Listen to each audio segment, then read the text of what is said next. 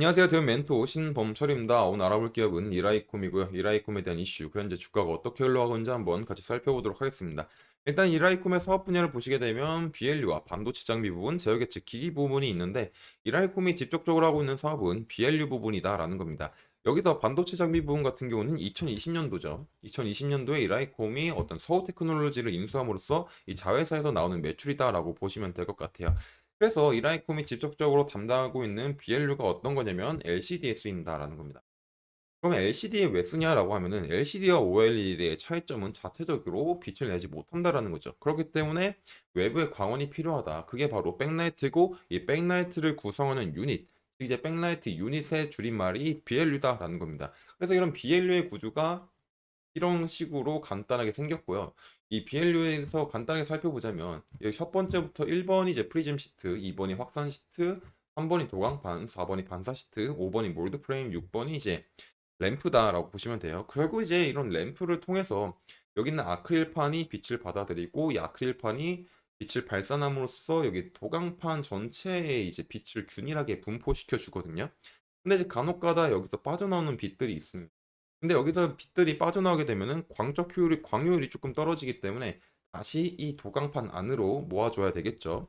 그리고 그 역할이 바로 이제 확산 시트와 이제 반사 시트가 되겠다라고 보시면 되겠습니다. 그리고 이제 확산 시트 같은 경우는 여기서 도강면 이제 도강판 상면에 위치해서 여기서 빠져나온 빛들을 다시 산란시켜서 여기에 뿌려주고, 반사 시트 같은 경우는 도강판 하부에 위치해 있어가지고 빠져나온 빛들을 반사시켜서 이제 빛을 다시 도강판으로 띄워주는 거죠. 결국 이제 이런 것들이 광에 대한 경로를 제어를 해서 광효율을 조금 높여주는 거죠. 그래서 이런 부분들이 이제 어떻게 보면 BLU의 핵심 소재라고 볼 수가 있습니다.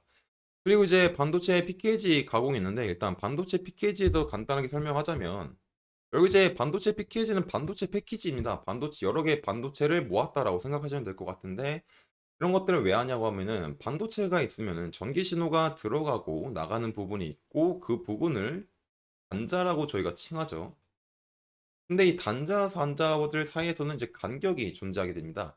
그러다 보니까는 이런 반도체 접촉 단자와 메인보드 단자 사이가 거리가 조금 있기 때문에 전기 신호를 원활하게 조금 전달하지 못할 수 있다라는 단점이 있죠.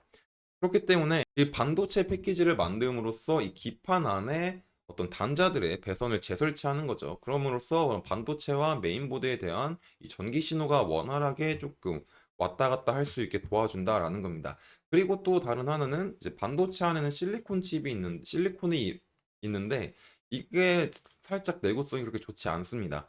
그러므로 해서 반도체 기판을 해줌으로써 이 기판이 어떤 보호제 역할을 해주는 거죠. 그러다 보니까 정리하자면 이 반도체 PKG를 통해서 어떤 전기 신호의 전달이 원활해지고 반도체 자체를 보여줄 수 있기 때문에 현재 많은 기업들이 이런 PKG를 채택을 하고 있죠. 그러다 보니까 이런 PKG 부분이 점점 수요가 증가하게 되면은 이 반도체 장비 부분도 같이 수혜를 볼 수 있는 상황이 마련될 수 있다라고 볼 수 있겠습니다. 하지만 그와 반대로 이제 이런 BLU는 LCD에 쓰이기 때문에 살짝 상황이 좋지 않을 수 있죠. 그래서 이 표를 한번 보시게 되면은 여기서 보게 되면 중소형 시장 규모 추이 및 LCD와 OLED에 대해서 비교를 해본 겁니다. 일단 이제 이라이콤은 LCD 부분에서도 BLU를 만듦으로써 중국에 대한 수혜를 조금 많이 봤었는데, 특히 언제 봤었냐면은 이 표를 보게 되면은 16년도부터 20년도까지 약간 LCD가 폭발적으로 시장 규모가 성장하고 있었습니다. 근데 이제 시장이 성장했을 때는 아직이 중국이 이런 LCD 모든 부분에서 이제 차지하지 못했기 때문에 외수에 조금 많이 의존했었던 적이 있습니다. 하지만 지금처럼 어느 정도 설비 투자가 완료가 되고 그리고 그 시장 상황이 커지고 있지 않은 상황에서는 중국 자체 내에서 LCD를 자급자족을 하고 있고 국내에서는 LCD를 철수하거나 이제 또 축소했기 때문에 이런 BLU 부분이 살짝 수혜를 볼 수 있는 환경이 제한적이다라고 볼 수 있겠습니다. 그리고 이런 LCD 부분은 현재 사업적으로 어떤 뛰어난 성장률을 보이지 못하는 데 비해서 OLED는 지속적으로 시장이 커지고 있는 상황이죠.